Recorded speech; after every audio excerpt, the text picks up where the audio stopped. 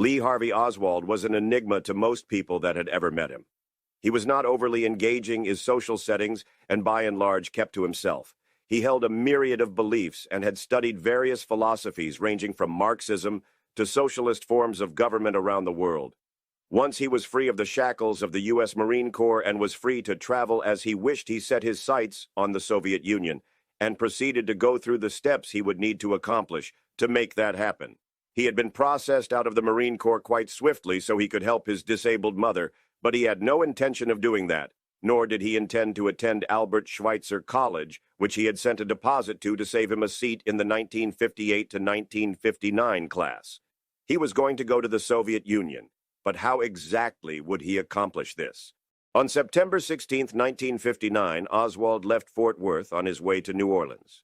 When he arrived the next day, he went to see Lewis Hopkins, the travel consultant at the International Trade Mart. Hopkins also regularly handled travel arrangements for the head of the Trade Mart, Clay Shaw, who would go on to be tried by District Attorney Jim Garrison for alleged involvement in the assassination of President John F. Kennedy.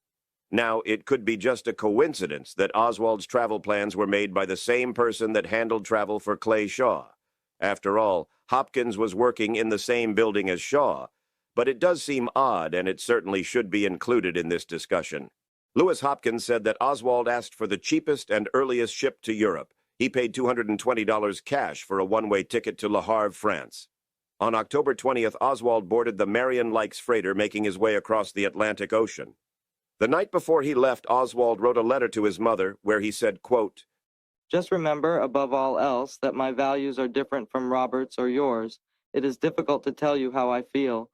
Just remember, this is what I must do. I did not tell you about my plans because you could hardly be expected to understand." Now, if Marguerite Oswald really told Dr. Goldberg that her son would be defecting to the Soviet Union 9 months before he did, as the FBI report says, then she should not have been surprised about him going to Russia. She would have known that this is something he was planning to do all along. Similarly, she told her landlord, Grace Craner, that Lee wouldn't be home very long. So Marguerite knew that Lee was leaving, which is why this letter is a bit confusing, and it seems like it could be written for some other audience than Lee's mom, but maybe she was still against him going to Russia. Even though she knew he was going, maybe she didn't want him to go. In that case, the letter is much more likely to be genuine. After 18 days at sea, Oswald's ship, the Marion Likes, docked at Le Havre, France. On October 8th, the next day his passport says he arrived in Southampton, England. He then made the 80-mile trip to London so that he could catch a flight to Helsinki, Finland. Now, the only flight from London to Helsinki that would be consistent with the date stamps on Oswald's passport was Finnair Flight 852, which arrived in Helsinki at 11:33 p.m. on October 10th. There's a memo from Richard Helms, the CIA's deputy director of plans to the Warren Commission, that says that Oswald could not have cleared customs and traveled from the airport to the hotel for him to make it to the hotel by midnight, which is when the hotel says that Oswald arrived. That memo, Commission Exhibit 2677, speculates that Oswald may have taken another route to get to Finland. That's not the only question mark around Oswald's arrival in Helsinki.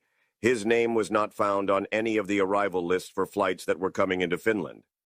In December of 2023, the Finnish intelligence agency known as Supo released declassified documents that said Oswald most likely arrived in Helsinki via Stockholm, Sweden.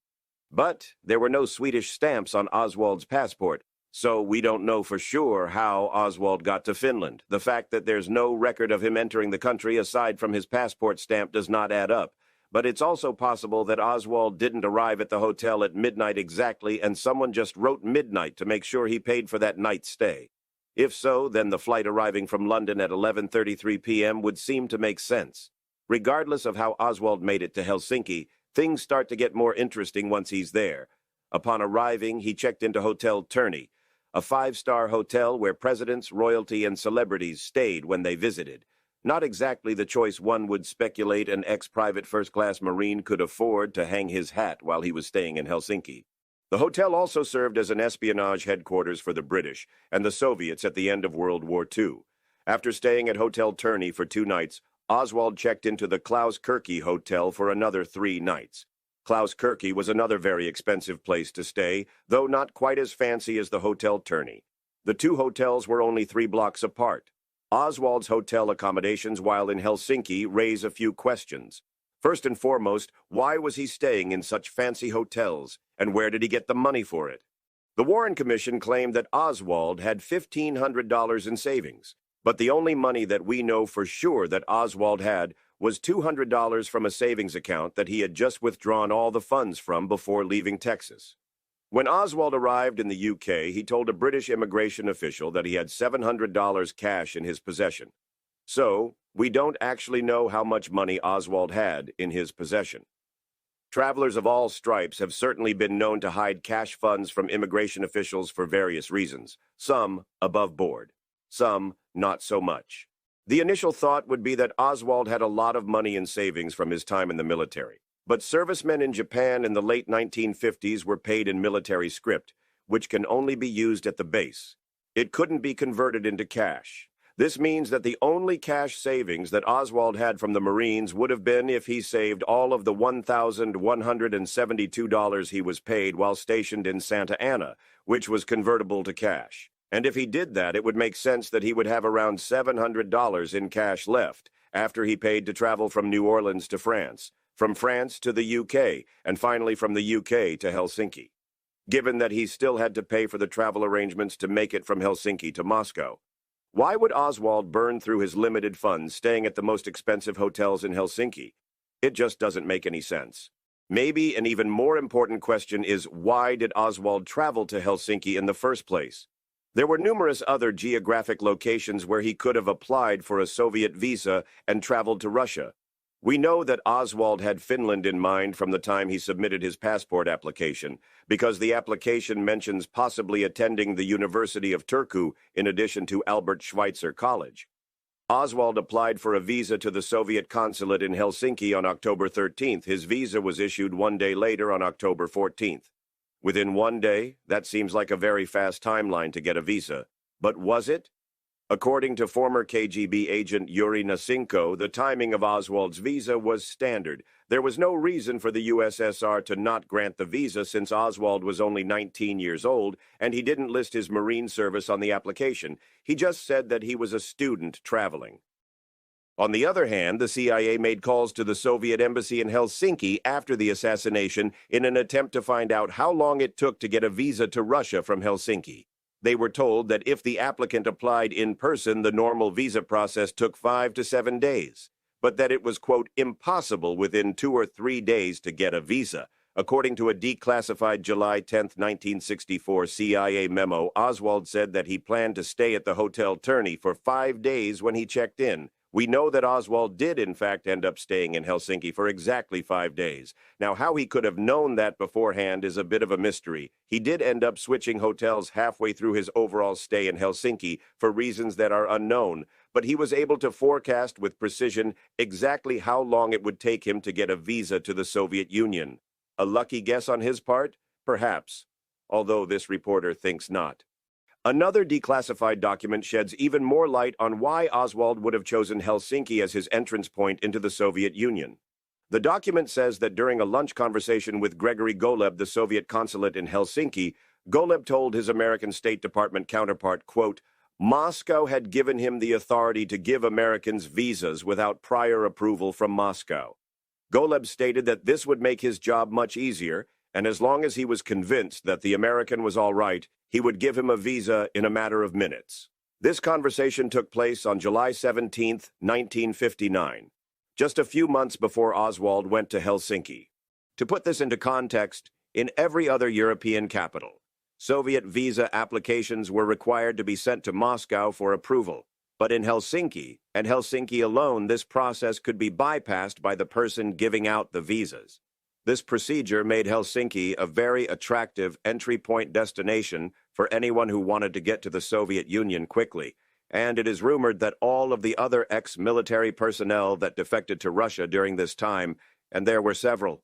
Oswald was not alone in this venture. Intelligence organizations like the ONI, or Office of Naval Intelligence, and it should be noted that the Marine Corps is the boots-on-the-ground backbone of the Navy, as well as the CIA. They all had programs in place to get boots-on-the-ground intelligence within Russia at the time. I just thought it important to point that out. Now, this conversation with Golub was by no means common public knowledge, but one can speculate that if different departments or agencies had programs in place to get first-hand intel, maybe the meat of that conversation made its way to the ears of the people that would want to know about this little-known policy at the consulate in Helsinki. There is also another State Department dispatch talking about how two Americans who wanted to quickly apply for Soviet visas in Helsinki were told to go directly to Gregory Golub at the Soviet embassy. Golub told those Americans that he would approve their travel visa as soon as they made advanced reservations with the Soviet Travel Bureau. This State Department dispatch about how easy it was for two Americans to get into the Soviet Union quickly through Helsinki was sent on October 9, 1959. Just one day before Oswald arrived in Helsinki. So, Oswald was able to afford the fanciest hotels in Helsinki even though he was broke. He stayed there for 5 days, which is exactly how long he said he would be there. And he had his visa for entry into Russia approved nearly immediately at the only location in the world where you could accomplish this. Either Oswald was getting help from some unseen hand or he was incredibly lucky. Now, I'm not a betting man, but I'd wager toward the unseen hand. Before 1958, it was rare for Americans to defect to Russia. From the end of World War II to 1959, a period of about 14 years, there were only 2 defectors from the United States to the Soviet Union. Those numbers suddenly rose over an 18-month period in 1959 and 1960, when there were 9 defectors to the Soviet Union. In 1959, the year Oswald would attempt to defect, there were 2 other Americans who had already defected before him, Nicholas Petrulli and Robert Webster. Not much is known about Petrulli, but Robert Webster is potentially a very interesting character. Webster was a plastics expert who worked for Rand Development at the time of his defection. The company was founded by Henry Rand, who worked with the Office of Strategic Services, or the OSS, during World War II. It should be noted that the OSS was the precursor to the CIA. George Bookbinder, who was a top executive at Rand Development, also worked for the OSS, and he reported directly to Frank Wisner, who was one of the founders of the CIA. On top of all of that, Christopher Byrd, who was working for the CIA at the time, served as the Washington, D.C. representative of Rand Development in the 1950s. In other words, there are clear connections between Rand Development Corporation and the CIA at the time when Robert Webster defected to the Soviet Union. Now, that doesn't prove that the CIA used Rand Development or that Robert Webster was a CIA plant or agent, but the guy sure looks like Daniel Craig, who played James Bond in the last incarnation of the franchise. I'm just saying. Webster went to Russia in 1959 on behalf of Rand to promote products at a trade show in Moscow. It was during this trip to Russia that Webster defected. When he went to the Office of Soviet Visas and Registration to defect, Webster was accompanied by Henry Rand and George Bookbinder, as well as the U.S. Embassy Counsel, Richard Snyder. That occurrence begs the question, why would the top 2 executives of an American company with intelligence connections and the head of the U.S. Embassy in Moscow personally help Robert Webster defect to Russia? It looks like either Webster's 2 bosses and the American Council wanted to make sure that Webster was able to live out his dreams of Soviet defection, or they wanted to make sure he defected for other reasons. What is especially strange about Robert Webster is what he told author Dick Russell about meeting a 17-year-old Russian girl at a trade show in Moscow. Her name was Marina Prusakova, the same woman who would go on to marry Lee Harvey Oswald and move to the United States. Marina would have no reason to be at this trade show. She was from Leningrad, which was not near Moscow. Webster said that she spoke to him in English, but with a heavy accent. According to the Warren Report, Marina couldn't speak any English at all when she arrived in the United States. Incidentally, the Soviet government placed Webster in Marina's hometown of Leningrad when he defected. Webster lived in the Soviet Union for 2 years, married a Russian woman and had a child with her, and then ended up coming back to America in 1962, leaving his wife and child behind in Russia. If what Webster said about meeting Marina Oswald is true, it looked as though Marina could have been a KGB asset of some sort. Given that she could speak English and she was going out of her way to talk to an American who was defecting, kind of sounds like a classic honeypot situation to me. We'll come back to Robert Webster later, but for now, we'll move on to more info surrounding Oswald. Lee Harvey Oswald arrived in Moscow on October 16, 1959. He was taken to his hotel that night by his tour guide Rema Chirikova, who was a KGB informant like everyone else who worked for Intourist, the state bureau that had a monopoly on foreign travelers inside of Russia. His travel visa allowed him to stay in Russia for 6 days. On the second day of his tour, Oswald told Chirikova that he wanted to defect to the Soviet Union. On the third day of his tour, October 18, 1959, Oswald's 20th birthday, Chirikova told her KGB contact that Oswald wanted to defect. The contact then requested that Chirikova help Oswald. So she helped Oswald in writing a letter to the Supreme Soviet formally requesting Soviet citizenship. Chirikova also gave Oswald a Russian literature classic as a gift, a copy of Dostoevsky's The Idiot. While he was in Russia, Oswald kept a diary, which is the source of much of what we know about his time there. This diary was authenticated as being in Oswald's handwriting by the Warren Commission and the House Select Committee on Assassinations. As you will see, some critics of the official version dispute the diary's accuracy and authenticity. Oswald's diary entry of October 21st is of particular importance. That's the day when Oswald was called to the Russian Ministry of Foreign Affairs. He was told that his request for Russian citizenship had been denied, and that he must leave Moscow in the next 2 hours. His diary says, quote, "I am stunned. Evening 6 p.m. received word from police official I must leave country tonight at 8 p.m. as visa expires. I am shocked. My dreams. I retired to my room. I have $100 left. I waited for 2 years to be accepted. My fondest dreams are shattered because of a petty official, because of bad planning.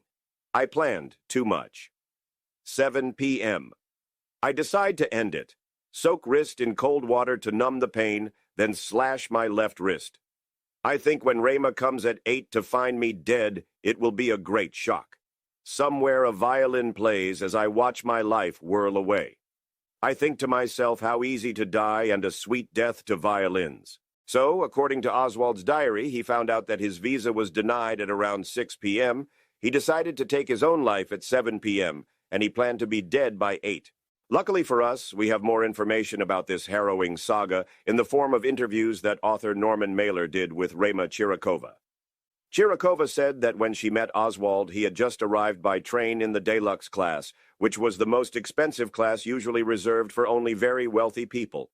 Oswald's entire tour in Russia with Intourist was booked as deluxe class. She said that Oswald only spoke English and didn't seem to know a single word of Russian. But Chirikova's statement about the timeline of Oswald's attempted suicide seems quite far off from Oswald's diary. She says that she arrived at his hotel at 2 o'clock and then waited for about 30 minutes before she got help to open Oswald's door. When the door was finally forced open by hotel security, the security guards who entered the room found Oswald in the bathroom.